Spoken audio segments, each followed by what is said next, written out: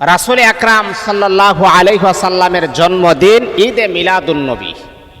বিশেষ করে ঈদে মিলাদুন নবী রাসূল আকরাম সাল্লাল্লাহু আলাইহি ওয়াসাল্লামের জীবনী ও সাহাবীদের জীবনী, তারা কিভাবে ঈদে মিলাদুন নবী সাহাবায়ে কেরাম পালন করেছেন। এখন বর্তমান আশেকে রাসূল আমরা যারা দাবি করি, আমরা কিভাবে ঈদে মিলাদুন নবী পালন করি। আসলে রাসূল আকরাম সাল্লাল্লাহু আলাইহি ওয়াসাল্লামকে সবচাইতে বেশি যারা ভালোবাসছেন এই পৃথিবীতে, নজিরবিহীন ঘটনা হচ্ছে সেটা হলো সাহাবায়ে কেরাম। সাহাবায়ে কেরামের মতো রাসূলকে পৃথিবীতে আর কেউ ভালোবাসতে পারবে না। সাহাবায়ে কেরাম আল্লাহর হাবিবকে এত পরিমাণ মহব্বত করেছেন, এত পরিমাণ ভালোবাসছেন। যদি কেউ বলে যে আমি সাহাবীর থেকেও বেশি রাসূলকে ভালোবাসি, তাহলে বুঝবেন এটা ভণ্ড, এটা প্রতারক, এটা চিট, এটা ধোঁকাবাজ। আজকে যারা আপনারা এত দয়া দেখান রাসূলের প্রতি, আমার অবাক লাগে। একটা বিষয় আমার অবাক লাগে, আমাদের দেশের মানুষের কাছে আমি এই প্রশ্নটা জানতে চাই। দেখেন, ঈদে মিলাদুন নবী আমার রাসূল এই পৃথিবীতে আসছেন, আলহামদুলিল্লাহ, এর চাইতে মহাখুশি আর পৃথিবীতে কে হতে পারে? যেই নবী অন্ধকারে পৃথিবীতে এসে আলোকিত করেছেন, যেই নবী একটা নূর নিয়ে আসছেন, সেই নূরের ছোঁয়া যারা পেয়েছেন তারাও ধন্য হয়ে গেছেন, তারাও জান্নাতি হয়ে গেছেন। এমন একটা জামানাতে আসছেন যেখানে শুধু অন্ধকার আর অন্ধকার ছিল। এমনকি যে কাবা শরীফ আপনি হজ করতে যান, সেই কাবা শরীফের ভিতরে 360 মূর্তি রাখা হয়েছে। সেখানে তারা একেবারে উলঙ্গ হয়ে সেখানে তারা তাওয়াফ করতেন। তারা আল্লাহর কাছে না চেয়ে এই মূর্তির কাছে তারা চাইতেন। আর ওই সময় বিশ্বনবীর আগমন। তাহলে এবার চিন্তা করেন পৃথিবীটা কেমন অন্ধকার ছিল। যারা উলঙ্গ হয়ে কাবা শরীফ তাওয়াফ করতেন, তাদেরকে জিজ্ঞাসা করা হলে যে তোমরা উলঙ্গ হয়ে তাওয়াফ করো কেন?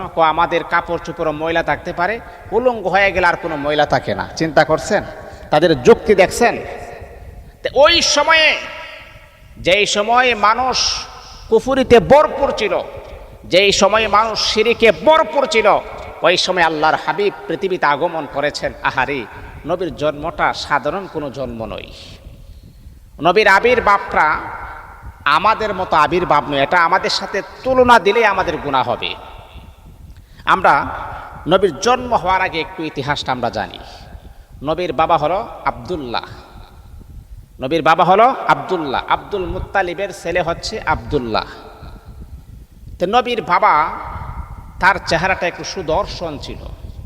তার চেহারার মাঝে এই যে তার কপালের মাঝে একটা নূর ছিল, নূর আলো ছিল। নবীর বাবা আব্দুল্লাহ যখন মক্কা নগরীর রাস্তা দিয়ে যখন যাইতেন, নারীরা তাকে এক নজর দেখার জন্য পাগল পারা হয়ে যাইত, লাইন ধরে দাঁড়িয়ে থাকতেন। এমনকি তাকে বিবাহের প্রস্তাব দিতেন যে আব্দুল্লাহ, তুমি যদি আমাকে বিবাহ করো তাহলে তোমার আব্বুর কাছে বিবাহের প্রস্তাব নিয়ে যাব। আব্দুল মুত্তালিব বলেন, আমার কাছে প্রতিনিয়ত এমন কোনো দিন নাই যে শত শত বিবাহের প্রস্তাব আসে না আব্দুল্লাহর ব্যাপারে। আমি তাদেরকে বলতাম, তোমরা এত পাগল হয়েছে কেন আমার ছেলের কাছে বিবাহ দেওয়ার জন্যে? আমরা তো পাগল হই না, আমার মেয়েরা পাগল হয়েছে আপনার ছেলেকে বিবাহ করার জন্যে। আব্দুল্লাহর কপালে একটা নূর ছিল, সেই নূরটা আব্দুল্লাহ নয়, সেটা হলো মুহাম্মাদুর রাসূলুল্লাহ সাল্লাল্লাহু আলাইহি ওয়াসাল্লাম।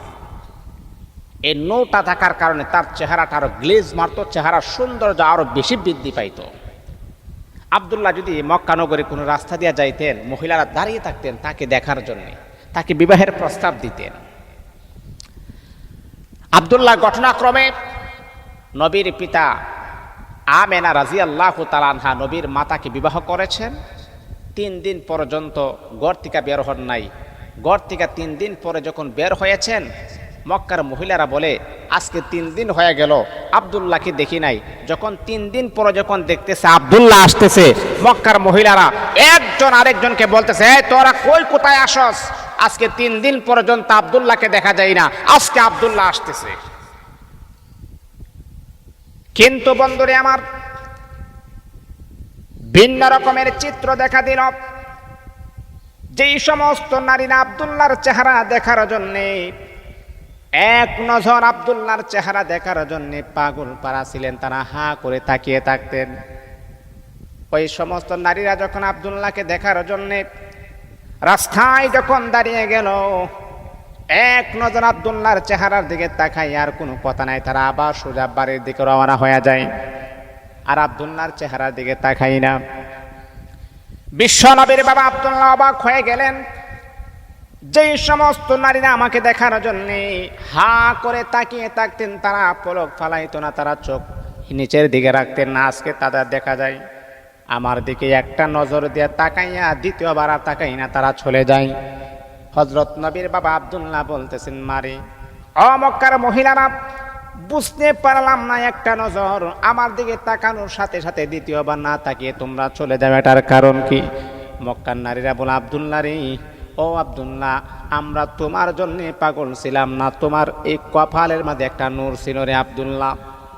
এই আব্দুল্লাহ, মনে হয় তুমি বিবাহ করেছো, যাকে তুমি বিবাহ করেছো এই নূরটা আল্লাহ পাক রব্বুল আলামিন তার গর্ভে প্রবেশ করায়া দিয়েছে। আব্দুল্লাহ, তোমার জন্য পাগল ছিলাম না, তোমার নূরের জন্য পাগল ছিলাম। যাকে তুমি বিবাহ করেছো এই নূরটা তার কাছে চলে গিয়েছে, যার কারণে তোমার চেহারার মধ্যে নূর নাই, আর তোমাকে এখন আর আমরা আগের মতো লাইক করি না। সেই নূরটাই হলো মুহাম্মাদুর রাসূলুল্লাহ সাল্লাল্লাহু আলাইহি ওয়াসাল্লাম। সম্মানিত হাজিরিন, সে আব্দুল্লাহ বিবাহ করেছেন। বিবাহ করার পরে নবী পৃথিবীতে আসবেন। আমেনা গর্ভবতী হয়েছেন। মা আমেনা গর্ভবতী, 6 মাসের অন্ধসত্তা। নবীর পিতা আব্দুল্লাহ উনি মনে করেন সিরিয়া যাবে, ব্যবসার উদ্দেশ্যে সিরিয়া যাবে। ওই সময় ব্যবসা ছিল 3 থেকে নিয়ে 4 মাস তারা ব্যবসা করতেন, আর সারা বছর তারা বসে খাইতেন। তো ব্যবসার উদ্দেশ্যে উনি যখন সিরিয়া যাবে, সিরিয়া যাওয়ার পথে অসুস্থ হয়ে গেছেন, সেখানেই তিনি ইন্তেকাল হয়ে গেছে। বাড়িতে খবর আসছে, আমেনা, তোমার স্বামী যে ব্যবসার উদ্দেশ্যে সিরিয়া গিয়েছিলেন, প্রতিমধ্যে তোমার স্বামী অসুস্থ হয়ে দুনিয়া থেকে বিদায় হয়ে গেছে। আচ্ছা বলেন তো, একজন নারী গর্ভবতী, 6 মাসের অন্ধসত্তা, আর ওই নারী যদি জানে যে এই মুহূর্তে স্বামী মারা গেছে, তাহলে বলেন তো ওর মতো কপাল পোড়া, ওর মতো কপাল পোড়া আল্লাহর জমিন আর কোনো নারী হতে পারে? আহা বন্ধুরে আমার শোনা,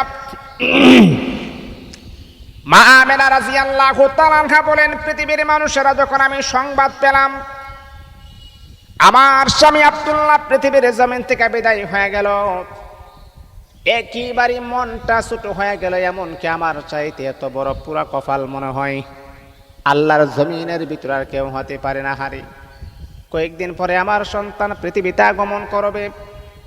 সন্তানটা এতিম হয়ে গেল। জন্ম হওয়ার পরে বাবার চেহারা দেখবে না, একেবারে এতিম, একেবারে এতিম, একেবারে অসহায়। আর মনে মনে কল্পনা করতেছে, হারি সন্তান জন্ম হওয়ার পরে আমার সন্তানকে কে খেলনা কিনে দিবে, কে পুতুল কিনে দিবে, আমার সন্তানকে ওই দামি দামি খেলনাগুলা কে কিনে দেবে।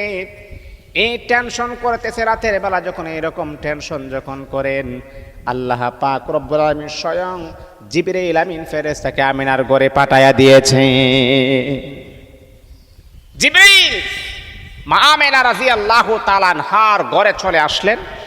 আমিনা বলতেছে, আপনি কে? এত সুদর্শন পুরুষ আমার ঘরে কেন? উনি বলতেছেন, আমি দুনিয়ার কোনো মানুষ নই, আমি হচ্ছে জিবরাইল আলাইহিস সালাতু ওয়াস সালাম। আপনি জিবরাইল? হ্যাঁ।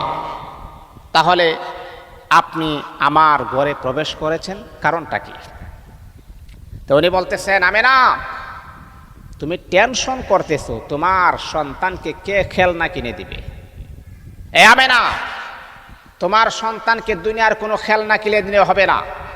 দুনিয়ার খেলনার দাম বেশিতে বেশি হলে কত দেড়হাম হতে পারে? 1 লক্ষ, 2 লক্ষ, 5 লক্ষ, 1 কোটি। এইরকম খেলনা তোমার সন্তানের জন্য প্রযোজ্য নয়। আমেনা, জানো তোমার সন্তানের খেলনা কিনে দেওয়ার জন্য আল্লাহ পাক রব্বুল আলামিন চন্দ্র সূর্যকে আমার আল্লাহ ফিট করে দিয়েছেন। তোমার সন্তান ভূমিষ্ঠ হবে, ভূমিষ্ঠ হওয়ার সাথে সাথে চন্দ্র সূর্যকে তোমার ঘরে পাঠিয়ে দেওয়া হবে। আল্লাহু আকবার, আল্লাহু আকবার। নবী যখন জন্মগ্রহণ করেছেন, আমেনা বলেন যে সূর্যটা এত কাছে চলে আসছিল, আমার সন্তান যখন এইভাবে যখন এই পাওগুলা যখন লাফাই, এই সূর্যটা এইভাবে লাফাচ্ছেন, চন্দ্রটা এইভাবে লাফাচ্ছেন, আমার ধারণা হচ্ছে যে আমি এইভাবে ধরে ফেলতে পারবো। আল্লাহু আকবার, আল্লাহু আকবার। বাবারি, নবীর জন্ম সাধারণ কোনো জন্ম নয়। মা আমেনা রাদিয়াল্লাহু তাআলা আনহা বলেন, পৃথিবীর মহিলারা শোনো, যখন কোন নারী যখন গর্ভবতী হয় তখন ওই নারীটার পেটের মাঝে ব্যথা শুরু হয়। কোন নারী যখন গর্ভবতী হয় তার অস্থিরতা লাগে, তার কোনো কিছু ভালো লাগে না, পেটের ব্যথা বেদনা শুরু হয়, বমি বমি ভাব আসে।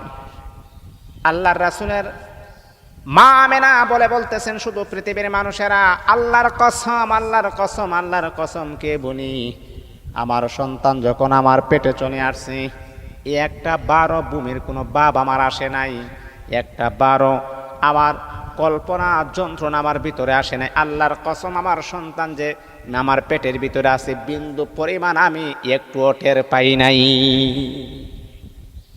আরে বাবা, এটা তো রহমতের নবী। সেই নবী তো কাউকে কষ্ট দেওয়ার জন্য পৃথিবীতে আসে নাই। সেই নবী নিজে কষ্ট করবে কিন্তু কোনো মানুষকে কষ্ট দিবে না। সেই নবী হচ্ছে আপনার পেটে, তাহলে নবী আপনাকে কেন কষ্ট দিবে? রাহমাতাল লিল আলামিন, তামাম জাহানের জন্য আমার আল্লাহ, যেখানে আমার আল্লাহ কুদরত সেখানে আমার নবী হলো রহমত। আল্লাহু আকবার, আল্লাহু আকবার। তা আমেনা রাদিয়াল্লাহু তাআলা আনহার স্বামী যখন মারা গেছে আব্দুল্লাহ, তা আরবের একটা নিয়ম ছিল, স্বামী মারা গেলে নারীরা বিধবা হয়ে যায়, আর বিধবা নারীরা 6 থেকে 7 মাস তারা কোনো সেন্ট, কোনো পারফিউম তারা ইউজ করতে পারবে না। কিন্তু আমেনা, উনি আমার রাসূল, উনার পেটে উনি যেখান দিয়া যায় সুগন্ধি ছড়িয়ে যায়, মেশকে আম্বরের জান্নাতি গ্রান বাহির হয়ে যায়। আমেনা, আগে মানুষ কুয়ার থেকে পানি তুলতে হয়, আপনার কুয়ার মাঝে বালতির মাঝে আপনার এই যে দড়ি পেঁচিয়ে রশি পেঁচিয়ে রশিটাকে ছাড়তে হয়, বালতিটাকে ছাড়তে, তার কুয়ার থেকে পানি আনতে হয়, অনেক কষ্ট করতে হয়। পুরা গ্রামে মিলে 2-3টা গ্রাম মিলে একটা কুয়া থাকে, কুয়ার থেকে পানি উঠাইতে হয়, অনেক কষ্ট। কিন্তু জানেন, আমেনা রাদিয়াল্লাহু তাআলা আনহু যখন কুয়ার পাশে যখন যাইতেন, আমেনা রাদিয়াল্লাহু তাআলা আনহা যাওয়ার সাথে সাথে কুয়ার পানি অটোমেটিকলি মুখের মাঝে চলে আসতো। আল্লাহু আকবার, আল্লাহু আকবার। বন্ধুরে আমার, আমেনার বান্ধবীরা বলে, আমেনা আমাদের সাথে চলো, তুমি যদি আমাদের সাথে যাও তাহলে আল্লাহ পাকের শেষ মেহেরবানিতে তোমার উসিলায় কুয়ার পানি উপরে উঠে যায়, কুয়ার পানি তোমার বরকতে উপরে উঠে যায়, আমাদের কোনো কষ্ট করতে হয় না। ও আমেনা, তুমি যদি আমাদের সাথে যাও তাহলে তোমার কলসিগুলো আমরা বুড়ায় দিব, তুমি কষ্ট করা লাগবে না। তুমি যদি আমাদের সাথে যাও তাহলে কুয়ার মাঝে রশি ফালাইতে হয় না, কুয়ার পানিটা অটোমেটিকলি মুখের কাছে চলে আসে তোমার বরকতে। বন্ধুরা আমার, না না, এটা আমেনার বরকত নয়, আমেনার পেটে রাহমাতাল লিল আলামিন নবীজির বরকতে উপরে উঠে যায়। তখন আমেনা আটলে তো পারফিউম সুগন্ধি হয়। আব্দুল মুত্তালিবের কাছে বিচার দিয়েছেন, এ আব্দুল মুত্তালিব, তোমার ছেলের বউ আমেনা আব্দুল্লাহর স্ত্রী, তুমি নিজে আইন করেছ কোনো বিধবা নারী স্বামী যদি মারা যায় 7 মাস পারফিউম ব্যবহার করতে পারবে না, কিন্তু তোমার ছেলের ভেতর পারফিউম ব্যবহার করে রাস্তায় রাস্তায় হাঁটে। আব্দুল মুত্তালিব একজন সর্দার মানুষ, কথাটা গায়ে লাগছে। আব্দুল মুত্তালিব ওনার স্ত্রীকে বলতেছে, শোনো, আমার কাছে তো আব্দুল্লাহর স্ত্রীর ব্যাপারে অনেক বিচার আসছে। আব্দুল মুত্তালিবের স্ত্রী বলতেছে, স্বামী হে, আমার কাছেও এইরকম বিচার আসছে, সে নাকি পারফিউম ব্যবহার করে। এই দামি পারফিউমটা পেয়েছে কোথায়? এত সুগ্রাণ। মানুষ বলে এইরকম সুগ্রাণ কোন পারফিউম আমরা জীবনে দেখি নাই, শুনিও নাই, এরকম গ্রাণ আমরা নেই নাই। আব্দুল মুত্তালিব বৌমাকে ডাক দিয়েছেন, বলতেছেন, বৌমা, আসলে তোমার স্বামী মারা গেছে, তোমাকে আমরা কিভাবে কষ্ট দিই, তুমিও সম্ভ্রান্ত পরিবারের একজন নারী, তুমি ভুল করতে পারো না। আমেনা, কিন্তু আমি তো সর্দার মানুষ, আমার কাছে মানুষে বিচার দেয়, আমার গায়ে লাগে। তুমি নাকি পারফিউম ব্যবহার করে রাস্তায় রাস্তায় হাঁটো, এটা শুনলে তো খুব খারাপ দেখা যায়। আমেনা বলতেছেন, বাবা, আল্লাহর নামের কসম কে বলি, বাবা, আমি পারফিউম ব্যবহার করি না। বাবা, এই যে আমার পেটে সন্তান যেই দিন আমার পেটে চলে আসছে, বাবারে, রাস্তা দিয়ে হাঁটলো জান্নাতি মেশকাম্বরে গ্রান করে। বাবা, এই যে আমি তুতু ফালাচ্ছি, তুতুর থেকে জান্নাতি গ্রান বের হইতেছে। আসলেই হ্যাঁ, দেখেন না, তুতু থেকে জান্নাতি গ্রান বের হচ্ছে। এটা হলো রাসূলের বরকত। আমার রাসূল এখনো পৃথিবীতে আসে নাই, কিন্তু বরকত ছড়িয়ে পড়েছে, সারা পৃথিবীতে ছড়িয়ে পড়েছে। এখনো পৃথিবীতে আসে নাই, বাবারে এখনো পৃথিবীতে আমার রাসূল আসে নাই, কিন্তু বরকতটা ছড়িয়ে পড়েছে। আরো কি কি বরকত আপনি জানেন? বিশ্বনবী রাহমাতাল লিল আলামিন যখন পৃথিবীতে আগমন করবে, দেখেন আমার নবী এখনো পৃথিবীতে আসে নাই, কিন্তু আমেনাকে জিবরিল আমিন ফেরেশতা বলতেছে, আমেনা, যেই সন্তান তোমার গর্ভে আছে এটার সাধারণ কোনো নাম রাখা যাবে না, তার নামটা আল্লাহ পাক রব্বুল আলামিন আসমান থেকে ফিট করেছেন, তার নাম হলো মুহাম্মদ সাল্লাল্লাহু আলাইহি ওয়াসাল্লাম। মুহাম্মদ মানে অতি প্রশংসনীয় নাম, পৃথিবীর কেউ রাখে নাই। তারপর আপনি দেখেন নবীর মা আমেনা বলতেছেন, পৃথিবীর মহিলারা শোনো, যখন কোনো সন্তান ভূমিষ্ঠ হয় পৃথিবীতে আসে, তার শরীরে দুর্গন্ধ হয়, রক্ত লাগানো থাকে, ময়লা আবর্জনা থাকে, কিন্তু আপনি জানেন আমার সন্তান মুহাম্মদ যখন পৃথিবীতে আগমন করেছে, আমি দেখতে পাচ্ছি জান্নাতি গোসলখানা থেকে গোসল করাইয়া আবার আল্লাহ মনে হয় তাকে দুনিয়ার জমিনে পাঠাইয়া দিয়েছে। বন্ধুরে আমার, শুধু তা নয়, আবার আপনার নবী যখন পৃথিবীতে আগমন করেছেন, জন্মগ্রহণ করেছেন, কোনো কান্না করেন নাই। আম্মাদান মা আমেনা রাদিয়াল্লাহু তাআলা আনহা বলেন, পৃথিবীর মানুষেরা, আমি দেখতেছি আমার সন্তান দুইটা ঠোঁট নাড়িয়ে নাড়িয়ে কি জানে পড়তেছে, তখন আমি দেখলাম পড়তেছেন আল্লাহু আকবার কাবীরা ওয়ালহামদুলিল্লাহি হামদান কাসীরা ওয়া সুবহানাল্লাহি বুকরাতাও ওয়া আসীলা। আমি দেখতেছি আল্লাহ পাক রব্বুল আলামিনের প্রশংসা করতেছে আমার সন্তান। বন্ধুরে আমার, আমি আপনি যখন মায়ের পেট থেকে যখন জন্মগ্রহণ করে কান্না করে, কিন্তু না, আমার নবী কান্না করেন না, আল্লাহর প্রশংসা করেন। আমরা যখন পৃথিবীতে আসি আমাদের খতনাবিহীন আমরা আসি, কিন্তু আমার আপনার নবী যখন পৃথিবীতে আসছেন আমার নবীর খতনা করানো হয়েছে। আমার নবীকে পৃথিবীর কোনো মানুষে খতনা করানো হয় নাই। নবীজি এত সুন্দর করে পৃথিবীতে আসছেন, আর সেই নবীর সাথে আপনি তুলনা দেন, সেই নবীর জন্মতে আমরা অনেক আনন্দিত, অনেক খুশি। যেই নবীর জন্ম হওয়ার পরে যেই মূর্তিগুলা 360টা মূর্তি কাবা শরীফের মধ্যে রাখা ছিল, সেই মূর্তিগুলা একসাথে ভেঙে পড়ে সেজদায় লুটিয়ে পড়েছেন। এটাই প্রমাণ করেছেন কুল জা আল হক ওয়া যাহাকাল বাতিল, হক চলে আসে, বাতিল এখন পলায়ন করতে বাধ্য হবে। পারস্যে একটা গির্জা ছিল, একটা গির্জা যেটা 1000 বছর ধরে জ্বালানো ছিল, কোনোদিন 1 মিনিটের জন্য সেটা বন্ধ হয় নাই, কিন্তু আমার নবী যখন জন্মগ্রহণ করেছিল সাথে সাথে এটা বন্ধ হয়ে গিয়েছিল। আল্লাহু আকবার, আল্লাহু আকবার। বন্ধুরে আমার, সেই নবী 12ই রবিউল আউয়াল সোমবারে সুবহে সাদেকের সময় পৃথিবীতে আগমন করেছেন। সেই নবী জন্মগ্রহণ করেছেন, আলহামদুলিল্লাহ আমরা খুশি, আলহামদুলিল্লাহ আমরা খুশি। সেই নবী জন্মগ্রহণ করেছেন 12ই রবিউল আউয়াল। কিন্তু সবচাইতে একটা দুঃখজনক বিষয় হলো, দেখেন জন্মের ব্যাপারে কেউ বলেছেন 9ই রবিউল আউয়াল, কেউ বলেছেন 10ই রবিউল আউয়াল, কেউ বলেছেন 11, 12, 13, 14, এইরকম, মানে এই তারিখে নবী জন্মগ্রহণ করেছেন।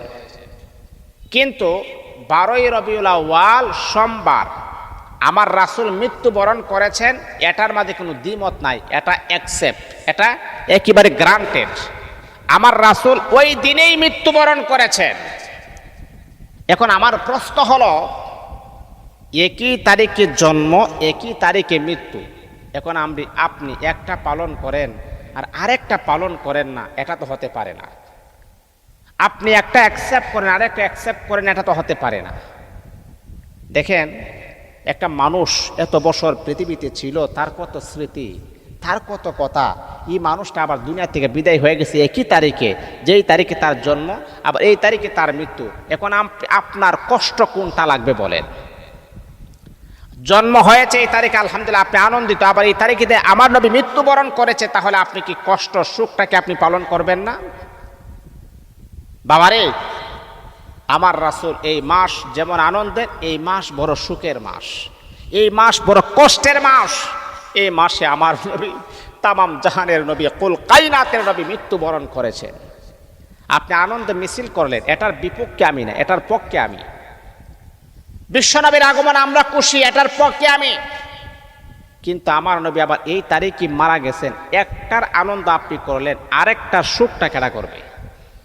হ্যাঁ, আপনারা একদল মিছিল করেন, আরেক দল করেন, এই জন্য তাকে আপনারা গাটি তাবলিগি বিভিন্ন প্রকারের তোহমত দেন, বিভিন্ন প্রকারের গালিগালাজ করেন। আরে বা আপনি যে সুন্নাত ওয়াল জামাত, আপনি যে নবীর আশিক, আপনি নবীর ইতিহাস আপনি জানেন না, আপনি নবীর ইতিহাস জানেন না। আপনি নিজেকে আশিক রাসূল দাবি করেন, আপনি ইতিহাস জানেন না, আপনি অজ্ঞ মূর্খ জাহেল। আমি কেন বলছি, আমার নবীর 63 বছর জিন্দেগির ইতিহাস আপনি পড়ুন। আমার নবী কখনো তার এই জবান দ্বারা কখনো কোনো কাফেরকে কাফের বলে গালি দেন নাই। বিশ্বনবী জানেন আবু জাহেল কাফের জাহান্নামে, বিশ্বনবী জানেন আবু লাহাব কাফের জাহান্নামে, বিশ্বনবী জানেন উতবা সাইবা কাফের জাহান্নামে। কিন্তু তারপরও তাদেরকে কাফের বলে গালি দেন নাই, তারপরও তাদেরকে গালি দেন নাই। আর আপনি নিজেকে আশিক রাসূল দাবি করেন, নিজেকে সুন্নাত ওয়াল জামাত দাবি করেন, কিন্তু আরেকজন তাবলীগ করে ওই মানুষটাকে আপনি গাট্টি বলে আপনি গালিগালাজ করেন। কিভাবে আপনি আশিক রাসূল হলেন আমার তো বুঝে আসে না। আশিক রাসূল তো তারাই, নবী যা যা করেছেন তারা তাই করে, নবী যা করেন নাই তারা তাই করে না, এটাই হলো আশিক রাসূল।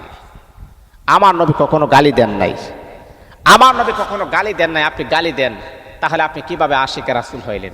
আমার নবী কোনো কাফেরকেই কাফের বলে নাই, আর আপনি একজন মুসলমানকে আপনি গাট্টি বলেন, এই বলেন সে, এটা পাইছেন কোথায়? অজ্ঞ মূর্খ জাহেল, একেবারে নাজেহাল মানুষ, এর মধ্যে কোনো সন্দেহ নাই। সম্মানিত হাজিরিন, যেই কথাটা বলতেছিলাম, নবী ওই তারিখে মৃত্যুবরণ করেছেন। আমার নবী মৃত্যুবরণ করেছেন, সাহাবে কারাম এটা বিশ্বাস করে না, মানতে চাই না, নবী মৃত্যুবরণ করতে পারে না। ওমর রাদিয়াল্লাহু তাআলা ডাইরেক্ট ঘোষণা দিয়েছেন, যদি কেউ বলে যে নবী মৃত্যুবরণ করছে তার গর্দানটা আমি উড়াইয়া দিব। আবু বকর ওমরকে বলতেছে, ওমর পাগলামি করা যাবে না, এই পৃথিবীতে যারা আসছেন সবাই একদিন মৃত্যুবরণ করতে হবে, এটাই সত্য, এটাই সত্য, এটাই মেনে নিতে হবে। তোমাকে জোর করে কোনো কথা বলা যাবে না, এটাই সত্য, মেনে নিতে হবে। আমরাও একদিন এই পৃথিবীতে থাকবো না, আমরাও মরণশীল, সবাই মৃত্যুবরণ করতে হবে। তে বন্ধুরে আমার, আপনি মিলাদুন নবী পালন করেন, এতে আমার কোনো আফসোস নাই। এই কথা বলার পর আমাকে অনেকে গাট্টি বলবে, অনেকে আমাকে বলবে দালাল। দেখেন, কোরআন হাদিসের যে সত্য কথা সেটাই আমি আপনাদের সামনে তুলে ধরি। কারণ মিটিং মিছিল আমিও করি, নবীর জন্ম হয়েছে আমি খুশি আলহামদুলিল্লাহ, কিন্তু আবার আরেকটা কষ্ট হলো, একই তারিখে আমার নবী মৃত্যুবরণ করেছে, এই জন্য আমি খুশির আনন্দটা আমি প্রকাশ করতে পারতেছি না। আমি আনন্দ করব নবী খুশিতে, আবার নবীর জন্য আমি কোরআন তেলাওয়াত করব, কারণ ওই তারিখে আমার পিয়ারা হাবিব বিশ্বনবী দুজাহানের বাদশা নবী মৃত্যুবরণ করেছে, আমার নবীর জন্য আমি দোয়া করব। তাহলে আমি আশিক রাসূল হতে পারবো, তাহলে আমি রাসূলের প্রিয়ারা হাবিবের আশিক রাসূলের কদমে আমি লুটিয়ে পড়তে পারবো। তো সম্মানিত হাজিরিন, রাসূল এই মাসে জন্মগ্রহণ করেছেন, এতে আমরা আনন্দিত আলহামদুলিল্লাহ। একটা নূর নিয়ে আসছেন, যেই নূর তামাম জাহানটা আলোকিত করেছেন, যেই নূরের ছোঁয়া যারা পেয়েছেন তারা জান্নাতি হয়েছেন, যেই নূরের ছোঁয়া যারা পান নাই, আল্লাহর কাছে দোয়া করব আমার নবীজির নূরের তাজাল্লির ছোঁয়া যেন আপনারাও পেয়ে যান। আল্লাহ পাক আমাদের সবাইকে বুঝার আমল করার যেন তৌফিক দান করুন।